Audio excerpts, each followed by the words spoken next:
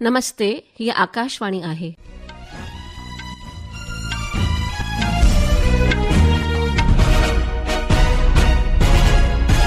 हाणे ताईं ममता खूबचंदानी खां देश ऐं विदेश जा समाचार ॿुधंदा। सभ खां पहिरियों मुख्य समाचार। मुतहद जमात सलामती काउंसिल वेनेजुएला में अमेरिकी हमले ते चर्चा करण वास्ते सूमर ॾींहुं हिकु एमरजेंसी बैठक कोठाई आहे।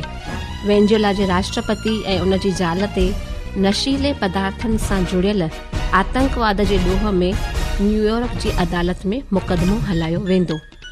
परॾेही वज़रात भारतीय नागरिकनि खे वेनेजुएला जी गैर ज़रूरी यात्रा खां बचण जी सलाह ॾिनी आहे। चूंड कमीशन ECI नेट ऐप में सुधार जे लाइ माण्हुनि खां सुझाव घुरिया आहिनि।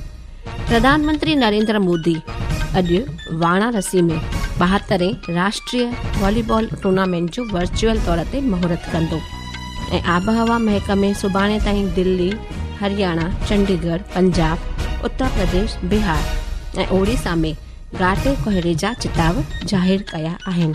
हाणे समाचार तफ़सीलवार ॿुधंदा। अमेरिका जे राष्ट्रपति डोनाल्ड ट्रंप ॼाणायो आहे त वेनेजुएला जी राजधानी कराकस में हुन जी हिदायत ते फ़ौजी अभियान हलायो वियो। फ्लोरिडा में हिकु प्रेस कॉन्फ्रेंस में हुन चयो त अमेरिकी फ़ौज वेनेजुएला जे राष्ट्रपति निकोलस मादुरो खे पकड़ण लाइ कराकस में आयल हिकु कीलेबंद फ़ौज ठिकाणे खे निशानो बणायो। ट्रंप ॿुधायो त जेसिताईं वेनेजुएला जी सत्ता महफ़ूज़ जोगे ऐं इंसाफ़ पसंद हथनि में नथी अचे तेसिताईं अमेरिका उते शासन संभालींदो। राष्ट्रपति ट्रंप इन ऑपरेशन जी भेट ईरान जे ख़िलाफ़ थियल अमेरिकी फ़ौजी कार्रवाइनि सां गॾु कई, जिन में एटमी ठिकाणनि ते हमला शामिल हुआ। हुन चयो त राष्ट्रपति मादुरो ऐं उन जी ज़ाल खे हाणे अमेरिकी न्याय जो सामनो करणो पवंदो। अमेरिका जे अटॉर्नी जनरल पॉम बॉडी चयो आहे त वेनेजुएला जे राष्ट्रपति ऐं उन जी ज़ाल पहिरीं महिला सिलिया फ्लोरेस ते न्यूयॉर्क जे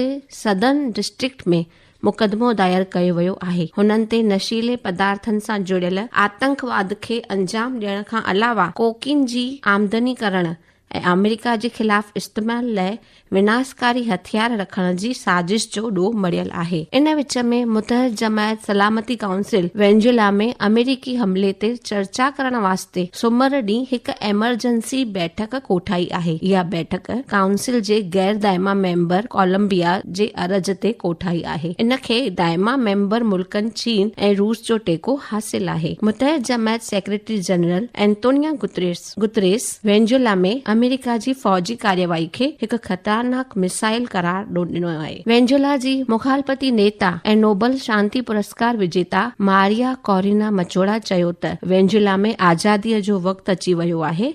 मचोड़ा चयो त निकोलस मादुरो खे वेनेजुएला वासियुनि ऐं केतिरनि ई ॿियनि मुल्कनि जे नागरिकनि जे ख़िलाफ़ कयल संगीन ॾोहनि लाइ अंतर्राष्ट्रीय न्याय जो सामनो करणो पवंदो। हुन चयो त निकोलस मादुरो ॻाल्हि ॿोल सां हल आणण में नाकाम रहण सबबि अमेरिका सरकार कानून लागू करे पंहिंजो वादो पूरो कयो आहे। अमेरिका जी फ़ौज द्वारा वेनेजुएला जे राष्ट्रपति निकोलस मादुरो ऐं उन जी ज़ाल जी गिरफ़्तारीअ खां पोइ विश्व नेताउनि जी गॾियल मिसियल रद्द अमल आहिनि।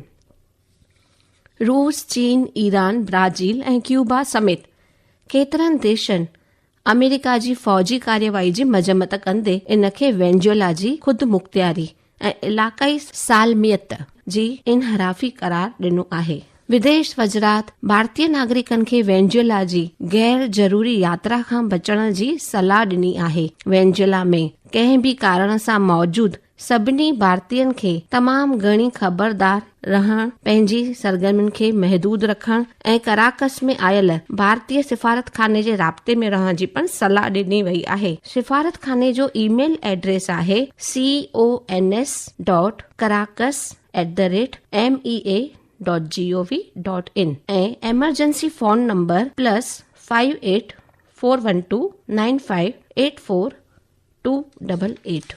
ही समाचार तव्हां आकाशवाणीअ तां ॿुधी रहिया आहियो। वधीक समाचारनि जी तफ़सील जे लाइ तव्हां असांजी वेबसाइट news.on.air.gov.in खे फॉलो करे सघो था ऐं ही समाचार तव्हां असांजी YouTube channel air news Gujarat ते बि ॾिसी ऐं ॿुधी सघो था। चूंड कमीशन ECI नेट ऐप में सुधार करण लाइ माण्हुनि खां सुझाव घुरिया आहिनि। इन ऐप ते तव्हां पंहिंजा जवाब 10 जनवरी ताईं ॾेई सघो था। कमीशन वोटरनि खे बहितर सेवाऊं ऐं चूंड वाबस्तु ॼाण ॾियण लाइ इहो डिजिटल मंच बणायो आहे। कमीशन चयो त माण्हुनि खां मिलियल सुझावनि जी जांच कई वेंदी ऐं वाइपो कंदड़नि जे अनुभवनि खे अञा वधीक बहितर बणाइण लाइ इनखे इन में शामिल कयो वेंदो। ECI नेट प्लेटफॉर्म खे हिन महीने जी आख़िर में सरकारी रूप सां शुरू कयो वेंदो। इहा ऐप गूगल ऐप ऐं एप्पल ऐप स्टोर ॿिन्ही ते डाउनलोड लाइ मुयसर आहे। अचो त ॿुधो हिकु रिपोर्ट। निर्वाचन आयोग के अनुसार ECI नेट ऐप का परीक्षण बेहतर मतदाता सेवाएं, मतदान प्रतिशत रुझानों की त्वरित उपलब्धता और मतदान समाप्त होने के 72 घंटे के भीतर सूचकांक कार्डों का प्रकाशन प्रदान करता है। इस ऐप का बिहार विधानसभा चुनाव 2025 और उसके बाद हुए उपचुनाव के दौरान सफलतापूर्वक परीक्षण किया गया था। आयोग ने कहा कि नागरिकों से प्राप्त सुझावों की जांच की जाएगी और उपयोगकर्ता अनुभव को और बेहतर बनाने के लिए उन्हें शामिल किया जाएगा। ECI नेट प्लेटफॉर्म को इस महीने के अंत में आधिकारिक रूप से लॉन्च किया जाना है। यह ऐप गूगल प्ले स्टोर और एप्पल ऐप स्टोर दोनों पर डाउनलोड के लिए उपलब्ध है। आकाशवाणी समाचार के लिए समाचार कक्ष से करिश्मा राय। प्रधानमंत्री नरेंद्र मोदी अॼु वाराणसी जे डॉक्टर संपूर्णानंद स्पोर्ट्स स्टेडियम में 72 राष्ट्रीय वॉलीबॉल टूर्नामेंट जो वर्चुअल तौर ते महूरत कंदो। उत्तर प्रदेश जो मुख्यमंत्री योगी आदित्यनाथ महूरती समारोह में शिरकत कंदो। टूर्नामेंट 4 जनवरी खां 11 जनवरी ताईं खेॾी वेंदी। इन आयोजन में 1000 खां वधीक रांदीगर मुक़ाबलो कंदा। इन में पुरुषनि ऐं औरतुनि जी तक़रीबन 73 टीमूं हिसेदारियूं कंदियूं। आबहवा महकमे सुभाणे ताईं दिल्ली, हरियाणा, चंडीगढ़, पंजाब ऐं उत्तर प्रदेश, बिहार, ओडिशा में घाटे कोहरे जो चिताव ज़ाहिर कयो आहे। पंजाब, हरियाणा, चंडीगढ़ ऐं दिल्लीअ में ईंदड़ 3 ॾींहनि दौरान थधि जी लहर जहिड़ियूं हालत जा आसार आहिनि। सुभाणे ताईं गंगा जे ओलही बंगाल, झारखंड ऐं छत्तीसगढ़ जे कुझु हिस्सनि में ऐं उत्तरी ओभर भारत में, ओलह बंगाल में ऐं जम्मू कश्मीर में हेठाईअ ते आयल हिमालयी इलाइक़नि में घण कोहरो छायल रहंदो। 8 तारीख़ ताईं हिमाचल प्रदेश ऐं उत्तराखंड में बि अहिड़ो ई मौसम रहंदो। उत्तर ओलह भारत में ईंदड़ 2 ॾींहनि ताईं घटि में घटि गर्मीपद 2 खां 3 डिग्री सेल्सियस ताईं ऐं 4 ॾींहनि में मध्य भारत में घटि गर्मीपद 2 खां 4 डिग्री सेल्सियस ताईं रहंदो। इन विच में राष्ट्रीय राजधानी दिल्लीअ में हवा जो दर्जो तमामु ख़राब थी रहियो आहे। मुख्य समाचार हिकु भेरो ॿेहर ॿुधंदा। संजय टांकले ढकार रैली 2026 में शानदार नुमाव सां भारतीय मोटर स्पोर्ट्स में हिकु तवारीख़ी मुक़ाम हासिल कयो आहे।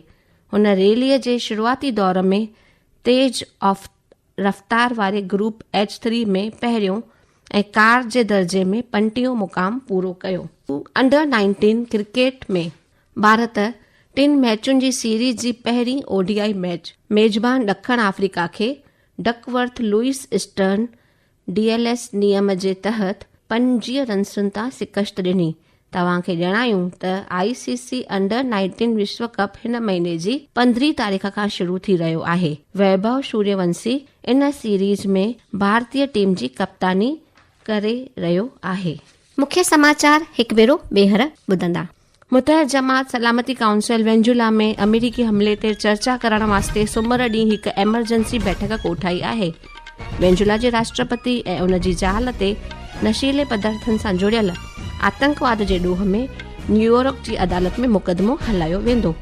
परॾेही वज़रात भारतीय नागरिकनि खे वेंजुला जी गैर ज़रूरी यात्रा खां बचण जी सलाह ॾिनी आहे। चूंड कमीशन ECI नेट ऐप में सुधार जे लाइ माण्हुनि खां सुझाव घुरिया आहिनि। प्रधानमंत्री नरेंद्र मोदी अॼु वाराणसी में 72 राष्ट्रीय वॉलीबॉल टूर्नामेंट जो वर्चुअल तौर ते महूरत कंदो ऐं आबहवा महकमे सुभाणे ताईं दिल्ली, हरियाणा, चंडीगढ़, पंजाब, उत्तर प्रदेश, बिहार ऐं ओडिशा में घाटे कोहरे जा चिताव ज़ाहिर कया आहिनि। सिंधी समाचारनि जो इहो अंक ते समाप्त थियो। मूंखे ॾींदा इजाज़त। नमस्ते।